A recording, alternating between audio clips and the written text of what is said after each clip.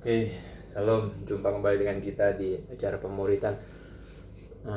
Ini kita sudah sampai di Kisah Para Rasul 27.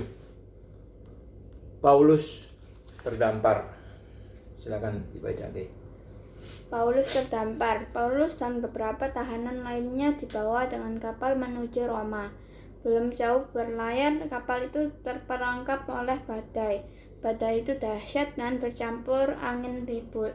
Mereka pun berpegangan pada tali yang ada di kapal. Mereka takut dan berusaha mengemudikan kapal ke tepi pantai. Mereka melempar jangkar ke laut dan membiarkan angin mengendalikan kapal. Badai itu sangat mengerikan. Selama 14 hari, para awak kapal merasa kalau mereka mulai mendekati daratan. Mereka takut jika kapal menabrak batu, karang, dan karam. Mereka membuang 4 jangkar lagi. Mereka berdoa sepanjang hari. Sebelum terlambat, Paulus mengingatkan mereka untuk makan. Sudah hampir 14 hari. Katanya, kalian tidak makan sedikit pun. Sekarang makanlah. Kalian memerlukannya agar dapat bertahan hidup. Tidak satu pun dari kalian akan kehilangan sehelai rambut pun. Mereka semua merasa terhibur, maka mereka pun makan. Ketika matahari bersinar, mereka melihat pantai. Mereka pun berusaha berlayar menuju daratan itu, namun kapal menabrak dasar pasir sehingga tidak dapat bergerak. Seorang perwira menyuruh mereka yang dapat berenang untuk terjun ke laut dan berenang ke daratan. Sisanya menggunakan pecahan-pecahan kayu kapal sebagai alat untuk mencapai daratan. Akhirnya mereka dapat mencapai pantai dengan selamat.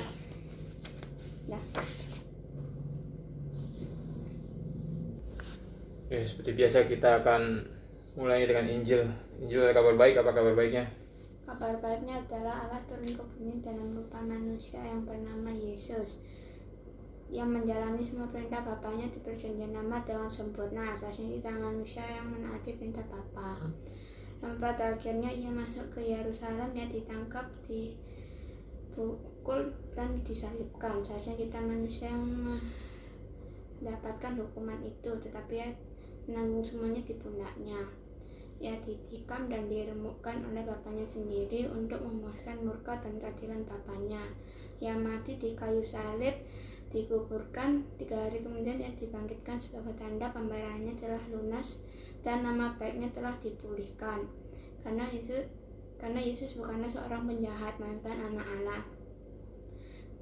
Karena kebangkitan Yesus adalah lambang kemenangan bagi kita orang dosa. Jadi kita orang dosa supaya bertobat dan percaya Injil agar dapat diselamatkan dan dapat masuk ke surga dengan mengandalkan kebenaran Kristus. Oke. Di video sebelumnya kita sudah belajar tentang pemilihan dan panggilan. Masih ingat nggak? Ya? Itu kapan itu kita belajar? 2 minggu yang lalu mungkin, atau 3 minggu yang lalu. Nah, pemilihan itu dilakukan oleh Allah di kekekalan sebelum Dia menciptakan segala sesuatu, ya. Dan panggilan itu dilakukan di dalam waktu. Dalam hidup kamu di waktu tertentu mungkin nanti kamu akan mendengar panggilan Injil, ya. Dan kita juga sudah belajar lahir baru. Sebelumnya kamu pasti mungkin sebelum kamu mendengar panggilan Injil itu biasa sebelum kita mendengar panggilan Injil itu bertobatlah dan percayalah. Kita diberitakan Injil, ya. Kalau Tuhan nggak melahirbarukan kita dulu sebagai awal dari segalanya, kita nggak bakal bisa menanggapi itu dengan bertobat dan percaya. Jadi menurut Papi, lahir baru itu awal dari segalanya, dan kita diselamatkan ketika kita dilahirbarukan itu, ya. Tanpa kita ketahui, di alam bawah sadar semua terjadi. Nanti kita taunya waktu kita mendengar Injil. Ini tentunya Injil yang benar, lengkap, diberitakan dengan cara yang benar. Ketika kita mendengar itu, kita bisa menanggapi, dan kita tanggapi itu dengan pertobatan dan percaya. Itu bukan, memang Papi kan kemarin jelasin, bertobat dan percaya itu keputusan kita, kemauan kita. Tapi kalau kita belum dilahir barukan, gak mungkin kita bisa menanggapi Injil itu dengan benar. Pasti mental. Tapi karena kita sudah dilahir barukan terlebih dahulu, kita sudah diselamatkan. Lahir baru itu membuahkan iman, membuahkan membuahkan percaya itu. Nanti baru iman membuahkan perubahan, pertobatan. Pertobatan itu dalam bahasa Ibrani dan Yunani itu artinya dalam bahasa Yunani kalau nggak salah. Artinya berubah cara pikir kita berubah. Ini udah pernah Papi ajarin kalau kamu ingat. Ya. Metanoia. Jadi di situ berbuah. Lahir baru membuahkan iman, iman membuahkan perubahan. Buah. Ya. Itu suatu hari nanti. Jadi ketika kamu bertobat dan percaya, di situ kamu tahu itu menjadi tanda bahwa oh iya, ternyata Tuhan sudah melahirbarukan saya. Dan kalau kita di dalam kekristenan kita percaya bahwa keselamatan itu adalah sepenuhnya pekerjaan Allah. Nah, ketika Allah melahirbarukan kamu, ada panggilan Injil, kamu bertobat dan percaya, Tuhan gak berhenti sampai di situ. Jadi Dia yang memulai pekerjaan baik, Dia akan meneruskannya sampai kedatangan Yesus Kristus. Itu di Filipi 1 ayat berapa itu Papi lupa. Jadi Dia akan meneruskan pekerjaan itu. Gak cuma dari awal, dari lahir baru, pertobatan, percaya, Dia akan merubah kamu terus menerus. Kamu akan hidup terus dalam pertobatan, hidup terus dalam percaya. Tapi itu semua nanti dikerjakan oleh Tuhan di dalam kamu, gitu. Sampai kamu akan mendapatkan glorification di surga nanti. Jadi itu yang paling penting. Sebagai orang Kristen kita harus melihat itu dalam hidup kita. Apakah benar Tuhan sudah bekerja dalam kita? Itu yang harus terus kita lihat. Kita juga boleh melihat orang seperti itu. Karena Yesus mengatakan, kamu akan menilai mereka dari buahnya. Kita bisa melihat orang. Bukan menghakimi ya. Memang Tuhan suruh kamu akan menilai mereka dari buahnya. Memang kita disuruh menilai. Gitu. Tentunya harus menilai dengan benar. Hakimilah dengan adil. Ya. Itu bisa kita lihat. Tapi kita harus melihat ke diri kita dulu. Yang paling penting itu diri kita. Apakah Tuhan sudah bekerja dalam kita? Kalau Tuhan belum bekerja, ya kita harus lari ke Tuhan, minta kok. Tuhan kok nggak kerja dalam diriku? Demi kemuliaan Tuhan kita minta, demi pelebaran kerajaannya kita minta supaya Dia bekerja dalam kita. Jadi kita juga bisa memuliakan Tuhan. Jadi itu Tuhan terus yang bekerja dalam kita. Kita harus lihat itu. Ya sih? Ya. Dan ini memang kenapa Papi berulang mengajarkan tentang pemilihan, panggilan, ya. Ini pas ketika kita belajar tentang Paulus. Ya. Ini orang ini ya mungkin karena pengetahuan dia yang sudah ada. Ya, dia seorang murid dari seorang imam besar. Dia banyak belajar, dia orang Yahudi asli, dia banyak belajar tentang Taurat. Dan ternyata dia dipakai Tuhan. Dari dia banyak kita belajar tentang pemilihan. Ya. Kita banyak belajar tentang Injil. Mungkin penguraian Injil yang paling lengkap tuh dikerjakan oleh Paulus. Ya, tentunya itu dapat hikmat dari Roh Kudus. Dan dia sendiri juga bertemu langsung dengan Tuhan Yesus di perjalanan. Ketika dia jalan, waktu dia mau membantai anak-anak Tuhan, dia ketemu. Bahkan kalau Papi nggak salah, dia mengaku dia belajar langsung. Dia dibukakan waktu itu tentang Injil. Jadi dengan pengetahuan dia yang sudah ada, Roh Kudus mengilhami dia banyak juga tulisan-tulisan yang tertulis di Perjanjian Baru, ya, banyak yang membuka tentang pemilihan dan tentang Injil. Jadi kita gunakan ini untuk belajar. Dan kita lihat dari kehidupan dia, ya jelas ketika dia menjadi Kristen, hidupnya nggak enak.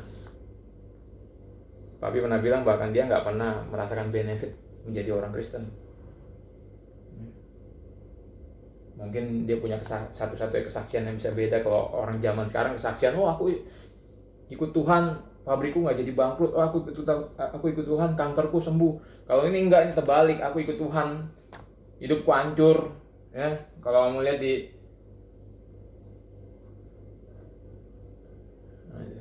2 Korintus 11 ayat 24 dia bilang, 5 kali aku disisa orang Yahudi, setiap kali 40 kurang 1 pukulan, 3 kali aku didera, 1 kali aku dilempari dengan batu, 3 kali mengalami karam kapal, sehari semalam aku terkatung-katung di tengah laut. Dalam perjalananku aku sering diancam bahaya banjir dan bahaya penyamun, bla bla bla bla bla. Saudara-saudara palsu berjadi lelah, jadi hidupnya susah semenjak jadi Kristen. Beda dengan kesaksian zaman sekarang, beda dengan kehidupan Kristen zaman sekarang. Kalau di zaman dulu, penderitaan itu seperti suatu tanda dari seorang Kristen yang memang benar-benar punya iman sejati. Budaya zaman dulu itu kan orang Kristen tuh dikejar-kejar, dianiaya, apalagi dulu di Roma, dihukum mati. Mengaku Yesus sebagai Tuhan pasti dipotong palanya. Karena waktu itu yang menjadi Tuhan, yang menjadi utusan Tuhan adalah kaisar. Kalau kamu mengakui Yesus sebagai Tuhan, pala kamu dipotong. Jadi penderitaan itu menjadi tanda bagi orang-orang Kristen zaman dulu. Tapi percaya mesti sekarang juga pun mesti seperti itu. Menjadi orang Kristen tuh kita, biarpun Tuhan bekerja dalam kita, mempertobatkan kita,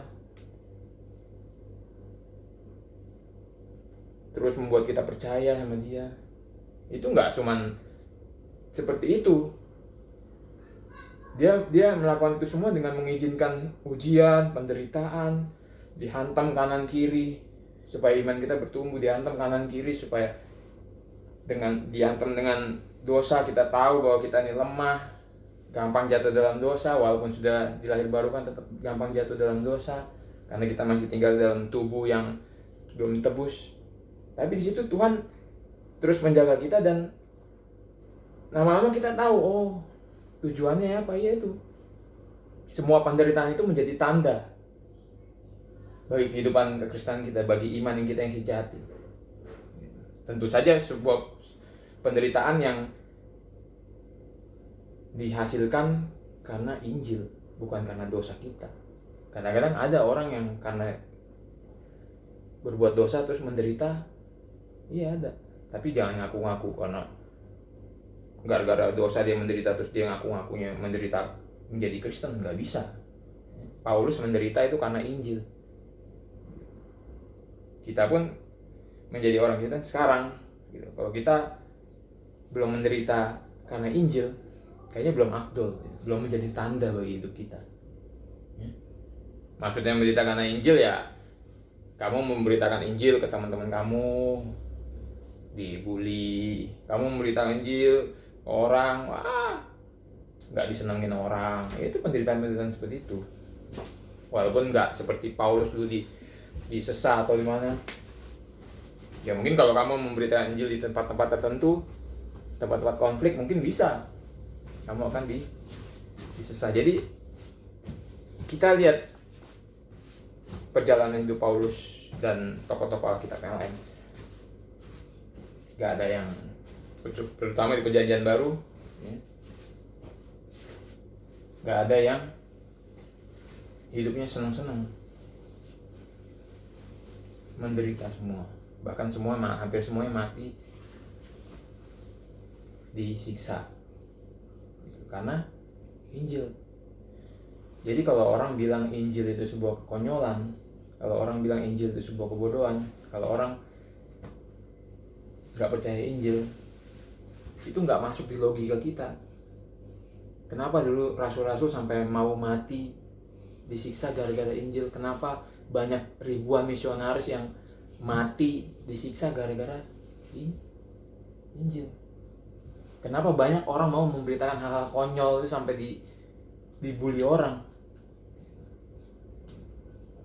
Kalau kita mikir nggak mungkin gitu. Tapi sekarang ya karena itu sekarang banyak orang yang merubah berita Injil. Kan kemarin Papi jelasin dong.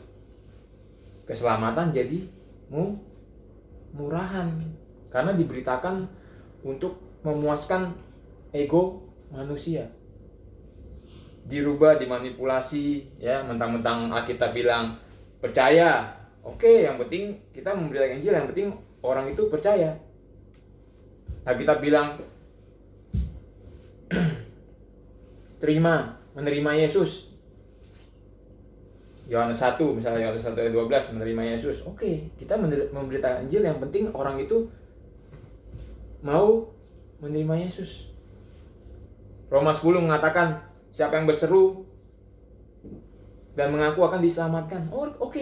Kalau gitu kita menginjil, kita arahkan orang itu supaya dia berseru dan mengaku Yesus adalah Tuhan, supaya dia diselamatkan. Jadi tanpa edukasi, setelah dia mengaku Yesus Tuhan, mengaku percaya, terus dia dikatakan, oh oke, kamu tulus kan? Ya, kamu tulus. Oke, kamu sudah diselamatkan. Padahal orang itu nggak ngerti apa-apa tentang Injil. Itu yang terjadi di zaman sekarang. Makanya itulah perlu kita pemuritan, belajar diulang-ulang tentang Injil yang benar, untuk melawan lupa. Kita sering lupa. Diulang-ulang terus belajar sambil kita menguji diri sendiri, melihat. Mungkin orang juga bosan ngeliat video kita. Mungkin kamu juga bosan yang Papi ajarin tentang Injil, tentang buah, tentang pengudusan diri. Mungkin kamu bosan kan? Tapi menurut Papi itu yang paling penting. Injil itu berita hidup dan mati. Gak ada, kamu boleh lihat di Alkitab, gak ada berita lain yang tentang hidup dan mati. Eskatologi gak ada hubungannya dengan hidup dan mati. Itu nanti kita tahu kalau kita mati atau kita kiamat, kita akan tahu eskatologi. Tapi berita tentang hidup dan mati, keselamatan, itu hanya Injil. Dan apa yang Tuhan kerjakan dalam kita, apa yang Tuhan kerjakan ketika dia melahirkan orang, itu semua tentang keselamatan. Kalau kita percaya nanti ada kehidupan setelah kehidupan yang sementara ini, nanti kehidupan yang akan datang itu kekal. Ngerti? Antara hukuman kekal atau kehidupan kekal. Kamu dihukum kekal selamanya. Kalau kamu normal, logika, kamu orang waras, kamu pasti akan memilih hidup kekal. Semua orang pasti akan memilih hidup lah, surga. Gak ada ya orang waras memilih untuk ke neraka gitu. Jadi makanya kita belajar berulang-ulang ya. Dan kita belajar harus Injil itu, Papi percaya bahwa orang Kristen itu harus tahu Injil dengan lengkap, dengan benar. Apa yang kamu sebutkan di awal video kita itu, Injil ada kabar baik, apa kabar baiknya, itu hanya ringkasan dari,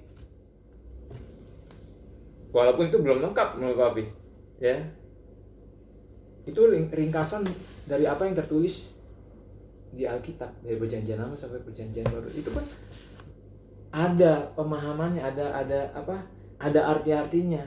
Ini artinya apa, pemahamannya apa. Supaya apa? Kita belajar supaya keselamatan yang kita tahu itu bukan barang murahan. Tuhan gak mengerjakan sesuatu yang murah. Dia bayar kita dengan tubuh dan darahnya. Ketaatan dia bukan murahan.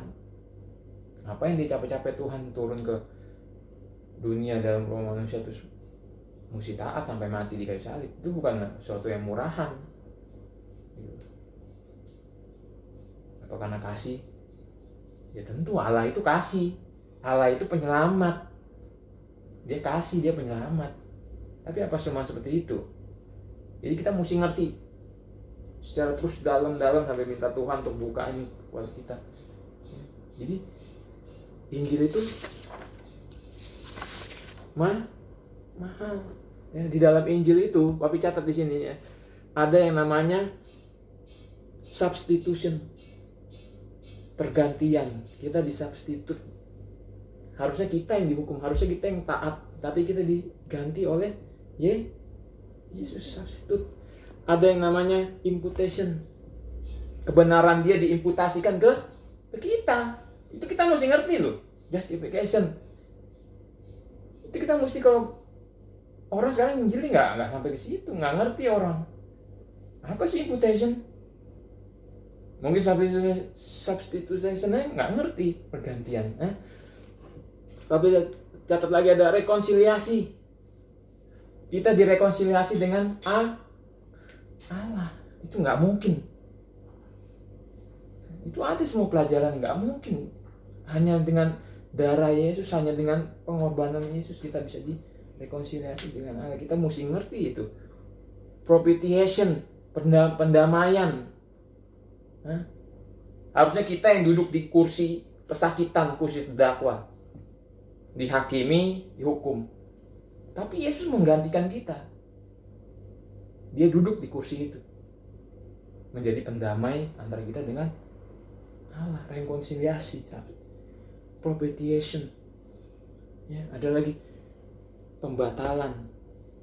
Semua dosa-dosa kita dibatalkan di atas kayu salib.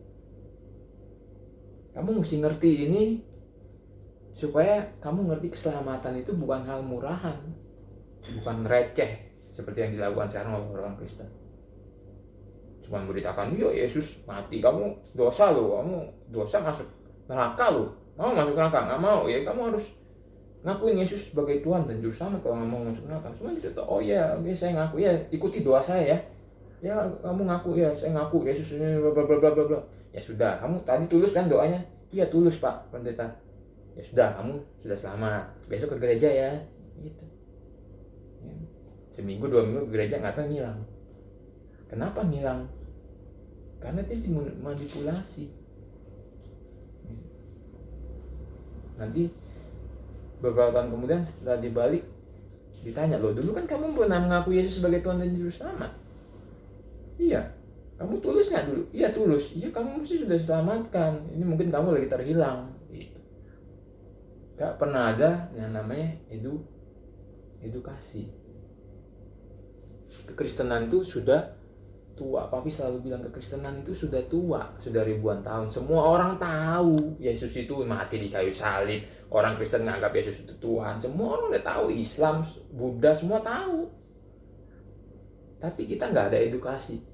Apa itu Injil yang benar? Memberitakan Injil. Isinya Injil itu apa? Yesus itu siapa?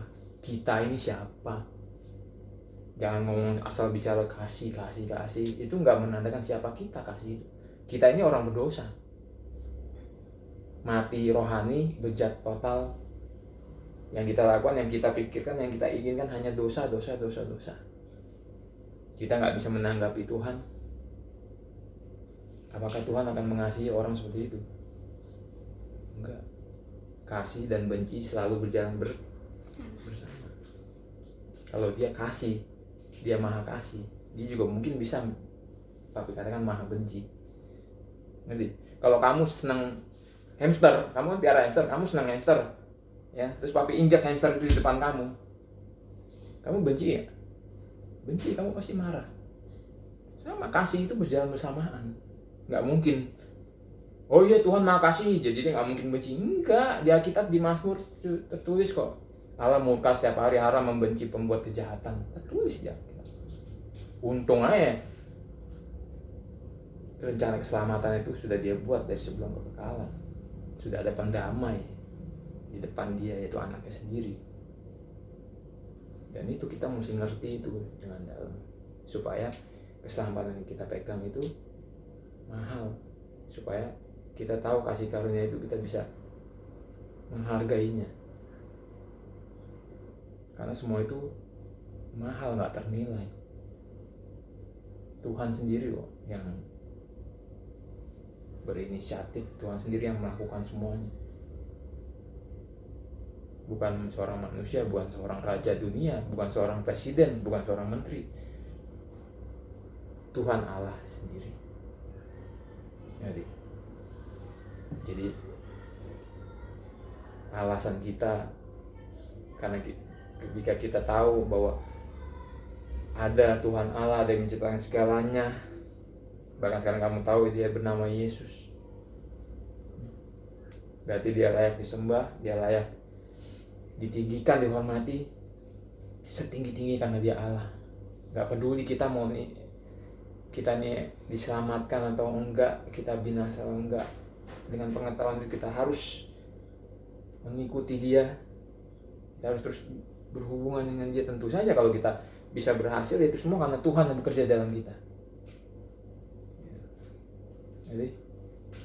Jadi nggak ada lagi semuanya dengan alasan dia untuk masuk surga, untuk selamat. Enggak. Dulu juga Papi begitu. Dulu waktu Papi menjadi Kristen, Papi pikir ya saya jadi Kristen supaya masuk surga, supaya selamat. Tapi itu semua ternyata jawabannya egois. Jadi kita jadi Kristen tuh supaya kita bisa mengenal Tuhan yang benar, memuji dan menyembah Dia, melihat segala kemuliaan, keindahan dan kemuliaannya. Jadi semuanya itu tentang Tuhan, bukan tentang kita. Injil itu bukan tentang kita, ingat, itu tentang Tuhan, tentang Allah. Oke? Sampai jumpa di video selanjutnya. Tuhan Yesus memberkati.